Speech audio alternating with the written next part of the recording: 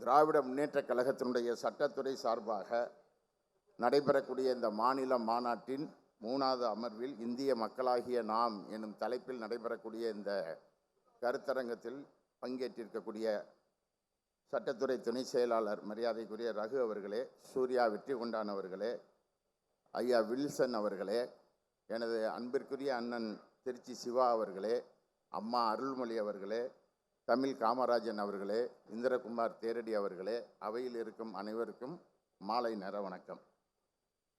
பேச கூப்பிடும்போது 20 நிமிஷம் பேசணும் வாங்கன்னு சொன்னாங்க. கால்குள்ளே வந்த உடனே 15 நிமிஷம் பேசுங்க அப்படின்னாங்க. அங்கே உட்கார வச்சு இங்கே கூட்டிகிட்டு வரும்போது 10 நிமிஷத்துக்குள்ளே நிப்பாட்டுங்க அப்படின்னு சொல்லியிருக்காங்க. நான் திருநெல்வேலியிலேருந்து வந்திருக்கேன். பேசிக்கிட்டு இருக்கும்போது குறுக்க வராமல் இருந்தீங்கன்னா அல்வா தருவேன். குறுக்க வந்தீங்கன்னா இல்லை எடுத்துகிட்டு என்ன வேணாலும் சேர்த்துக்கங்க. ஒன்று, இன்றைக்கி மாநில உரிமை குறித்து பேச சொல்லியிருக்காங்க. மாநிலம்னே ஒன்று இருக்க வேண்டாம்னு அவன் நினச்சிக்கிட்டு இருக்கான். மாநிலமே வேண்டாம் அப்படின்னு சொல்லும்போது உரிமை எங்கேருந்து வரப்போகுது? மாநிலம் என்ற ஒரு ஸ்ட்ரக்சரையே காலி பண்ணுற ஒரு ஏற்பாடு. அரசியல் அமைப்பு சட்டத்தை கிட்டத்தட்ட பல முறை படிச்சிருக்கோம், இப்பயும் படித்தோம். இந்த கூட்டத்துக்கு வருவதற்காக அரசியல் அமைப்பு சட்டத்தை படித்தோம். இந்தியாவிலேயே உலகத்திலேயே ஒரு மிகப்பெரிய அரசியல் அமைப்பு சட்டம் எங்கே இருக்குன்னா இந்திய அரசியல் அமைப்பு சட்டம் தான். கிட்டத்தட்ட 25 பிரிவு இருக்குது, 12 அட்டவணை இருக்குது, 448 உட்பிரிவு இருக்குது, ஆர்டிகல்ஸ் 448 50 வரைக்கும் இருக்குது, 106 திருத்தங்கள் இருக்குது, 1,17,369 சொற்கள் இருக்குது அரசியல் அமைப்பு சட்டம். ஆனால் ஒரே ஒரு சொல் அதில் இல்லை, மாநில சுயாட்சி என்ற சொல் அதில் இல்லை. அரசியல் அமைப்பு சட்டத்தில் இல்லாத சொல்லு. அம்மாட்ட பேசினேன், அருள்மொழி அம்மாட்ட, பெண்கள்னு கூட அதில் இல்லை அப்படின்னாங்க. இல்லை.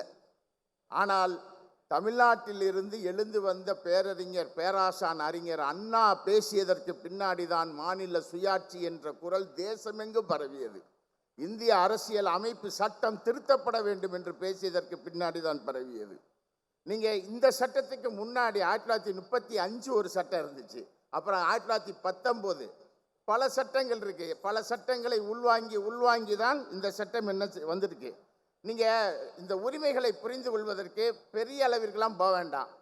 முதல்ல இந்திய அரசியல் அமைப்பு சட்டம் அப்படின்னு சொன்னால், இந்தியா அப்படின்னு சொன்னால் கன்னியாகுமரியிலிருந்து காஷ்மீர் வரை அப்படின்னு நம்ம சொல்லுவோம். அவங்க காஷ்மீர்லேருந்து கன்னியாகுமரி வரைக்கும்னு ஒன்று தலைகீழாக சொல்லிகிட்டு இருப்பாங்க. நில அமைப்பின்படி கன்னியாகுமரியிலிருந்து காஷ்மீர் வரை தான். அதுதான் விஞ்ஞானமும் கூட எல்லாமே அதைத்தான் நிரூபிச்சிருக்கு. ஆனால் 1947 ஆகஸ்ட் 15 இந்தியா விடுதலை பெறுகிறது. 1950 ஜனவரி 26 குடியரசு அடைகிறது, அரசமைப்பு சட்டம் நிறைவேற்றப்படுகிறது. ஆனால் ஒன்றை புரிந்து கொள்ள வேண்டும், 1947 ஆகஸ்ட் 15 இந்தியா விடுதலையும் அடையும் போது காஷ்மீரும் இந்தியாவோடு இல்லை, கன்னியாகுமரியும் இந்தியாவோடு இல்லை. அது சமஸ்தானங்களாக இருந்தது. திருவிதாங்கூர் சமஸ்தானம், காஷ்மீர் சமஸ்தானம், சமஸ்தானத்தில் இருந்தது. மாகாணங்களும் 552 சமஸ்தானங்களும் இங்கே இருந்தது. 552 சமஸ்தானங்கள் இந்திய என்ற ஆளுகைக்குள் இல்லை. அவ்வளவு ஏன், புதுக்கோட்டை இந்தியாவோட இல்லை. புதுக்கோட்டை சமஸ்தானம் தனி அன்றைக்கு, அது தனியாகத்தான் இருந்தது. எல்லாத்தையும் உள்ளடக்கி ஒரு மாநிலம் என்ற கட்டமைப்பு, ஒரு மொழி பேசக்கூடியவர்கள் என்ற கட்டமைப்பு, ஒரு இந்தியா என்ற கட்டமைப்பு, இவை எல்லாவற்றையும் உருவாக்குகிறார்கள்.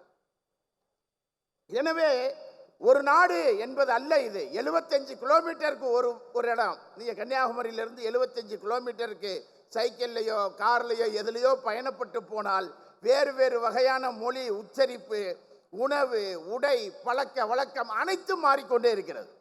அவை அனைத்தும் ஒவ்வொருவருடைய உரிமையாக இங்கே இருக்கிறது. எனவே நாம் ஒன்றை புரிந்து கொள்ள வேண்டும், இங்கே இந்த அரசியல் மாநில உரிமையை புரிகிற பொழுது 3 வகையாக அதை பார்க்க வேண்டியிருக்கும் என்று நான் நினைக்கிறேன். ஒன்று அரசியல், இன்னும் ஒன்று சமூகம், இன்னும் ஒன்று பொருளாதாரம். இந்த 3 வகையாக பிரித்து பார்த்தால்தான் அதனுடைய உள்ளடக்கம் புரியும். அரசியல், இப்போ நம்ம தமிழ்நாட்டில் இந்தியாவிலேயே ஒரு மிகப்பெரிய சொல்லாடல் 50 ஆண்டு காலமாக பயன்படுத்தி கொண்டு இருக்கிறோம். அந்த சொல்லாடல் என்ன? தமிழ்நாடு என்றால் அமைதி பூங்கா. தமிழ்நாடு என்றால் அமைதி பூங்கா. அது என்ன தமிழ்நாடு அமைதி பூங்கா, ஆந்திரா என்ன புயல் பூங்காவா, கேரளா என்ன பூங்கா, கர்நாடகா என்ன பூங்கா? ஏன் அங்கெல்லாம் அந்த வார்த்தை உச்சரிக்கப்படாமல் தமிழ்நாட்டில் மட்டும் அமைதி பூங்கா என்ற சொல்லாடல் இந்தியா முழுவதும் ஏன் ஒலித்தது என்பதற்கான வரலாற்றிற்குள் மாநில உரிமை அடங்கியிருப்பதாக நான் கருதுகிறேன். அந்த சொல்லாடல் பின்னால் என்ன இருக்கிறது? இங்கே அந்த அமைதி பூங்கா என்ற சொல்லாடலுக்கு பின்னால் ஒரு அரசியல் அமைதி இருக்கிறது, ஒரு சமூக அமைதி இருக்கிறது, ஒரு பொருளாதார அமைதி இருக்கிறது. இந்த மூன்று அமைதியும் ஒருங்கே இணைந்து இருப்பதால் தான் இது அமைதி பூங்காவாக இருக்கிறது. அரசியல் அமைதி இல்லாவிட்டால் சமூக அமைதி இருக்காது, சமூக அமைதி இல்லாவிட்டால் பொருளியல் அமைதி இருக்காது, பொருளியல் அமைதி இல்லாவிட்டால் மேலே இருக்கக்கூடிய ரெண்டும் இருக்காது. ஆனால் மூன்றும் இணைந்திருக்கிறது. ஒரு திராவிட மாடல் அரசு என்று நாம் நெஞ்சை உயர்த்தி சொல்வதனுடைய அடித்தளம் அமைதி பூங்கா என்ற சொல்லாடலுக்குள் அடங்கி இருக்கிறது. 50 ஆண்டு காலங்கள் தமிழ்நாட்டினுடைய அரசியல் உரிமை அதற்குள் அடங்கி இருக்கிறது. இது வேற இந்தியாவில் எந்த ஒரு மாநிலத்திற்கும் இல்லாத, இந்தியாவிலேயே தமிழ்நாடு தான் உயர்ந்து நிற்கிறது. கல்வியில், வேலைவாய்ப்பில், பொருளாதாரத்தில், எல்லா விஷயத்திலும், பண்பாட்டில், மொழியில், எல்லா விஷயத்திலும் உயர்ந்து நிற்கிறது. இந்த உயர்வு எங்கிருந்து கிடைத்தது? அதுதான் திராவிட இயக்கம் போட்ட விதை, அடித்தளம். அந்த அடித்தளத்தை பற்றி இந்தியா முன்னேற வேண்டும். ஆனால் இந்தியா என்ற நாட்டை ஆட்சி செய்து கொண்டிருக்கக்கூடிய ஒன்றிய ஆட்சியாளர்கள் தமிழ்நாட்டை வஞ்சித்துக் கொண்டிருக்கிறார்கள். தமிழ்நாட்டினுடைய உரிமைகளை புறக்கணிக்கிறார்கள். தமிழ்நாடு மாநில உரிமை என்பது தமிழ்நாடு மட்டும் சார்ந்ததல்ல, அது இந்தியாவில் இருக்கக்கூடிய எல்லா மாநிலங்களும் சார்ந்ததுதான். எனவே அப்படிப்பட்ட ஒரு மாநில உரிமையை 3 வகையாக நாம் பார்க்க வேண்டும். ஒன்று, அரசியல் என்ன சொல்கிறது? கூட்டாட்சி அப்படிங்கிற சொல் அதில் இல்லை. இதில் அரசியல் அமைப்பு சட்டத்தில் கூட்டாட்சிங்கிற சொல் இல்லை, ஒன்றியம் என்ற சொல் தான் இருக்கிறது. ஃபெடரல் என்று இல்லை, யூனியன் என்று தான் இருக்கிறது. அந்த யூனியன் என்ற சொல்லுக்குள் என்னெல்லாம் அடங்கி இருக்கிறது? இறையாண்மை, சமத்துவம், sovereignty, socialist, secular, democratic, republic. இதுதான் இந்தியாவினுடைய அரசியல். இறையாண்மை, சமத்துவம், மதச்சார்பற்ற தன்மை, ஜனநாயகம், குடியரசு. இந்தியா ஒரு மதச்சார்பற்ற ஜனநாயக சோசலிச குடியரசு அப்படின்னு அழகா பேர் எழுதி வச்சிருக்கு. இந்த அரசியல் இன்றைக்கு கேள்விக்குறியாகி இருக்கிறது. இந்த அரசியலோடு மாநில உரிமைகள் இருக்கிறது. நாம் இங்கே என்ன சொல்கிறோம்? நாம் இங்கே சமூக நீதி, மதச்சார்பின்மை, பெண் விடுதலை, அனைவருக்குமான வளர்ச்சி, இதுவே திராவிட மாடல் என்று நாம் முன்வைக்கிறோம். இது எல்லாம் ஒன்றோடு ஒன்று என்ன செய்கிறது? இணைந்து போகக்கூடியது. ஆனால் இந்த அரசியல் என்பது இன்றைக்கு கேள்விக்குறியாகி இருக்கிறது. இது மாநிலம் சார்ந்ததுதான். இந்த மாநில உரிமை, இந்த சொல்லாடலுக்குள் இருக்கக்கூடிய ஒவ்வொரு உரிமையும் பறிபோய் கொண்டிருக்கிறது. சமூகம் என்று எடுத்துக்கொள்ளுங்கள். மொழி, இனம், பண்பாடு, சமயம், உணவு, உடை, எல்லாம், இவை எல்லாவற்றிற்கும் மீதாக நீங்கள் எதை சாப்பிட வேண்டும் என்பது உட்பட தீர்மானிக்கப்பட்டு கொண்டிருக்கிறது. என்ன உடை உடுத்த வேண்டும் என்று தீர்மானிக்கப்படுகிறது. எந்த மொழி பேச வேண்டும் என்று தீர்மானிக்கப்படுகிறது. எந்த சமயத்தை பின்பற்ற வேண்டும் என்று தீர்மானிக்கப்படுகிறது.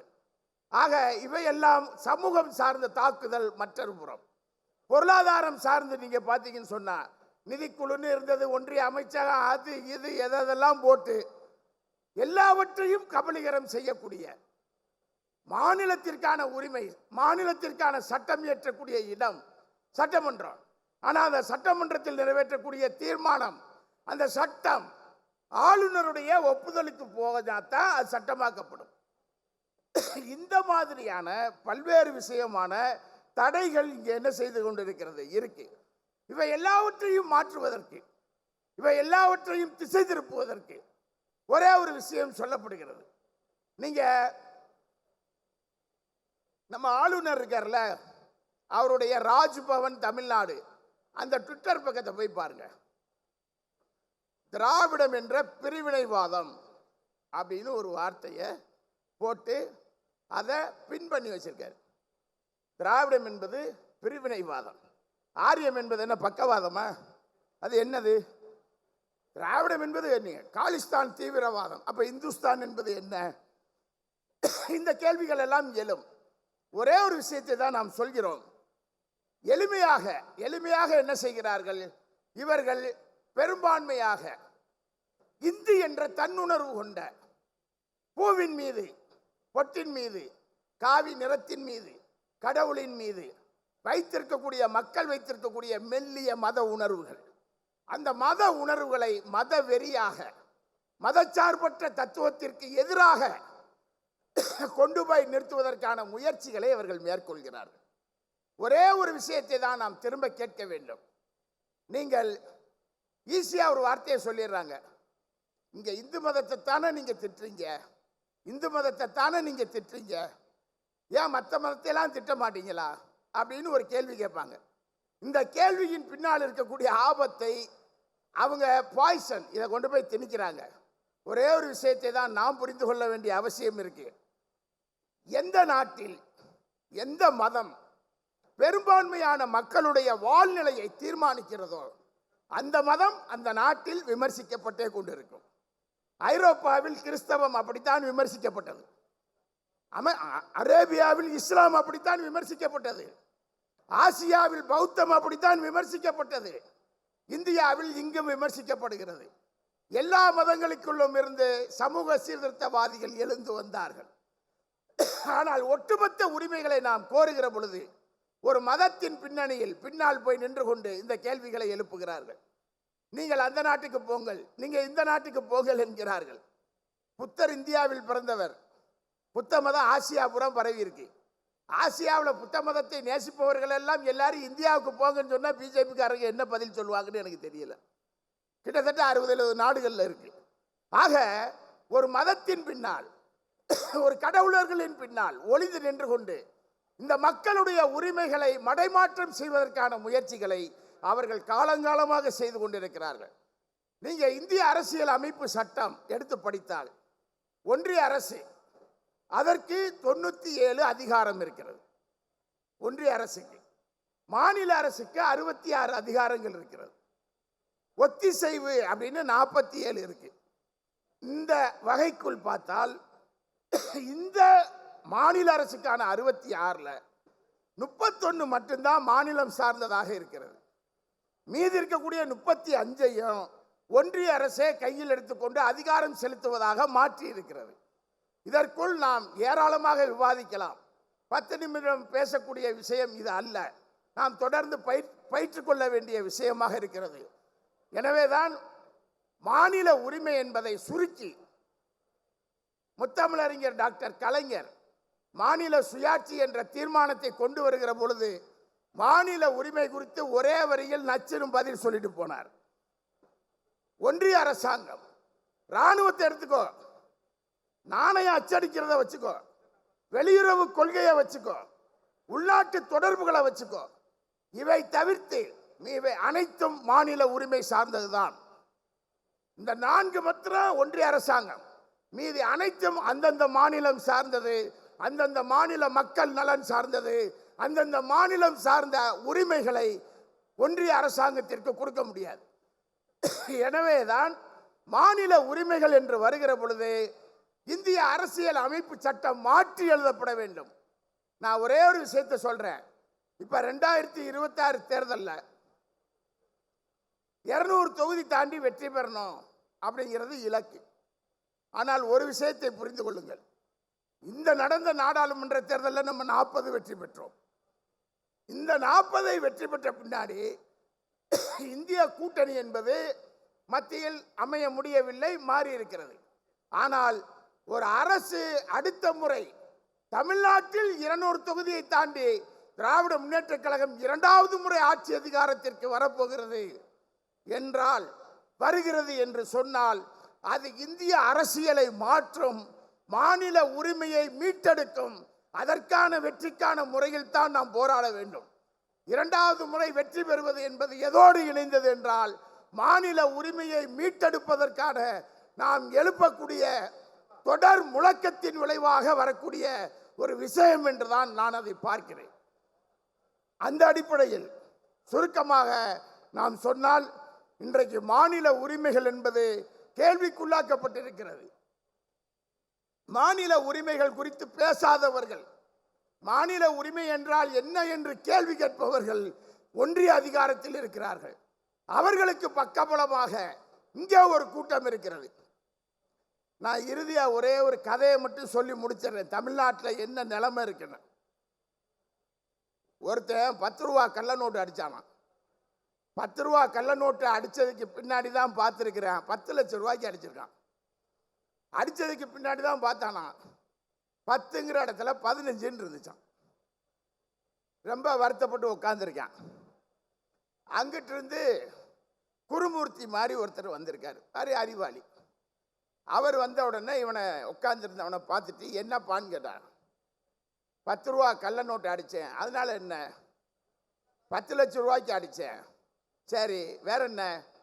10ங்கிற இடத்துல 15 இருக்குன்னு சொன்ன உடனே குருமூர்த்தி சொன்னாரா, இதுக்காக கவலைப்பட்டுக்கிட்டு இருக்கா, 5 ரூபா லாபம் தானே அப்படின்னு இருக்காரு அவர். உடனே இந்த 15 ரூபா கள்ள நோட்டை கொண்டு போய் சேலத்துக்கு பக்கத்தில் இருக்கிற ஒரு வெள்ளை மண்டியில் கொண்டு போய் வெள்ளம் வாங்குறதுக்கு போயிருக்காங்க. அந்த வெள்ளை மண்டியில் கொண்டு போய் வெள்ளம் வாங்க போகும்போது வெள்ளைக்கட்டி இருந்திருக்கு. 15 ரூபா நோட்டை கொடுத்து வெள்ளைக்கட்டி ஒன்று கொடுங்க அப்படின்னு கேட்டாங்களாம். வெள்ளைக்கட்டி எவ்வளவு? 1 ரூபா. 15 ரூபா நோட்டை கொடுத்துருக்காங்க. வெள்ளைக்கட்டி வந்துருச்சு. 1 ரூபா போக மீதி 14 ரூபா கொடுக்கணும். வெள்ளை மண்டிக்காரர் என்ன பண்ணியிருக்காரு, 2 7 ரூபா நோட்டு கொடுத்துருக்காரு. 7 7 14 அப்படின்னு 2 7 ரூபா நோட்டு கொடுத்துருக்காரு. கொடுத்த உடனே இதை வாங்கி அவன் பார்த்துருக்கான். என்னப்பா 7 ரூபா நோட்டு கொடுக்க, நீ ஒன்றும் நினைக்காத, 10ங்கிற இடத்துல உனக்கு 15ன்னு விழுந்துச்சு, 5ன்னு அடித்தேன் நான், அது 7ன்னு விழுந்துச்சு அப்படின்னு சொல்லி இந்த 15 ரூபா நோட்டு அடித்தவனும் 7 ரூபா நோட்டு அடித்தவனும் சேர்ந்து தமிழ்நாட்டில் மாநில உரிமைகளை காப்பார்களா, மாநில சுயாட்சியை மீட்டெடுப்பார்களா என்ற கேள்வியை உங்களுக்கே நான் விட்டு விடுகிறேன். 15 ரூபா நோட்டு அடித்தது யார், 7 ரூபா நோட்டு அடித்தது யாருன்னு அண்ணன் திருச்சி சிவா அவர்களிடம் தீர்ப்பு சொல்லும்படி கேட்டு வாய்ப்புக்கு நன்றி கூறி விடைபெறுகிறேன். நன்றி, வணக்கம்.